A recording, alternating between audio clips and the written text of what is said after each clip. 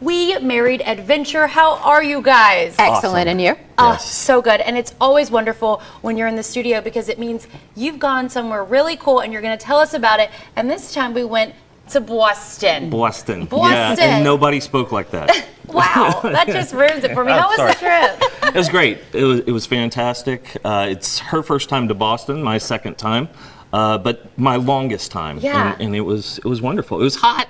Yeah. But it was great. Yeah. We were there in the peak tourist season, July and August, hottest, most expensive time to go. But coming up at the end of September, beginning of October, that's the ideal time to go to Boston. So we have all these tips to share so that you can plan a trip of your own. I love it. And that's the beauty of We Married Adventure. They do the hard work for us and pay the big bucks so we do not have to. So thank you for your service. What are we about to see before we're going to play the video, but give us a little sneak peek of what we're going to see.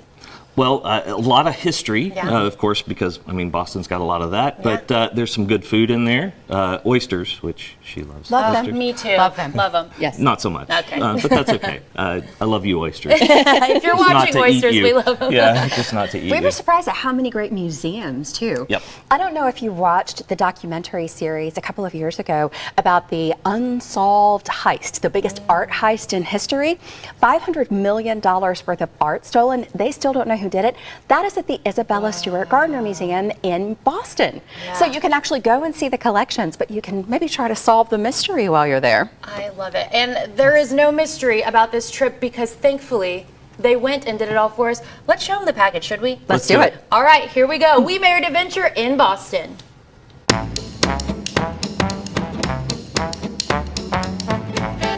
Welcome to Boston. It's one of America's oldest cities, founded in 1630 by British settlers from, you guessed it, Boston, England. There was no work done there on the naming. They did not work very hard. During the American Revolution, the city was the site of several key events. including the Boston Massacre, the Boston Tea Party, the Battle of Bunker Hill, and Paul Revere's famous lantern signal. Boston is also the location of the United States' first public park, its first public school, America's first subway system, and the country's first major public library. It's a city of firsts. Yes, they did work hard on that. So come along with us as we tour the town known as the Cradle of Liberty. And view some modern Massachusetts marvels. Say that 3 times fast. I can't. As We Married Adventure tours Boston. Boston is all about freedom, and most of the city's Revolutionary War landmarks lie along the Freedom Trail. This 2.5-mile long path takes you from Bunker Hill, which was the site of the siege of Boston in 1775, past the USS Constitution, Also known as Old Ironsides, which happens to be the oldest ship in the world that's still afloat. through Paul Revere's Park, and to Paul Revere's house and the Old North Church, where Revere began his famous ride. It's in Boston's Little Italy, so we stopped at Antico Forno for a brick oven pizza made by an authentic pizziola, made our way to Union Oyster House for some fresh seafood at Boston's oldest restaurant, then we were ready to hit the trail again. The Freedom Trail, that is. At Faneuil Hall, you'll find the National Park Service Visitor Center with interesting educational exhibits and Angela's favorite, the National Parks Passport Stamp Station. I love them. Get your stamps and grab a free map to guide you along the rest of the Freedom Trail, which includes the site of the Boston Massacre, the Old State House, and the Granary Burying Ground, where many of America's founding fathers were laid to rest, including John Hancock, Paul Revere, and Samuel Adams. Speaking of Sam Adams, Boston is also home to Samuel Adams Brewing. While the beer company isn't related to the founding father, it is named after him. He inherited his own father's Boston Brewery in the 1740s. The modern-day Sam Adams Brewery opened in 1984 and helped launch the craft beer industry in America. But if beer isn't your cup of tea, Pun intended. you can resume your 4th grade social studies lesson at the site of the Boston Tea Party.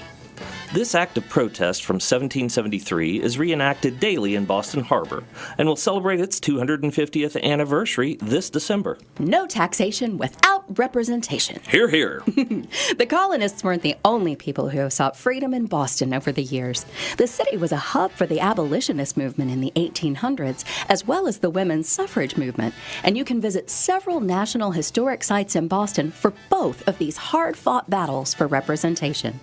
At the other end of the Freedom Trail, you'll find Boston Common, which is the oldest city park in the U.S., opened in 1634. The 50 acres of the Common are adjacent to the 24-acre Boston Public Garden, which opened in 1837. Along the park's perimeter, you'll find a statue of Edgar Allan Poe, who was born in Boston in 1809. On the opposite side of the park is Beacon Hill, site of the Massachusetts State House and Victorian brick row houses built along cobblestone streets late in the 1700s. Stroll back down Beacon Hill, past the spot where everybody knows your name, and make your way to America's third largest library. Only the Library of Congress and the New York Public Library are larger than Boston's institution, which has more than 24 million items in its collection. While you're there, you can check out a book on the history of America's most beloved ballpark. Boston's Fenway Park opened in 1912 and is the oldest active ballpark in Major League Baseball. It's also a landmark at the end of the Boston Irish Heritage Trail. If you're looking for a different kind of park while you're in Boston, add an extra day to your trip and take the ferry to Cape Cod National Seashore. Standing on its outer beach in the 1800s, Henry David Thoreau said, "A man may stand there and put all America behind him." On Cape Cod, you'll find 40 miles of sandy beach, marshes, and ponds that are home to more than 570 different species of amphibians, reptiles, birds, and mammals.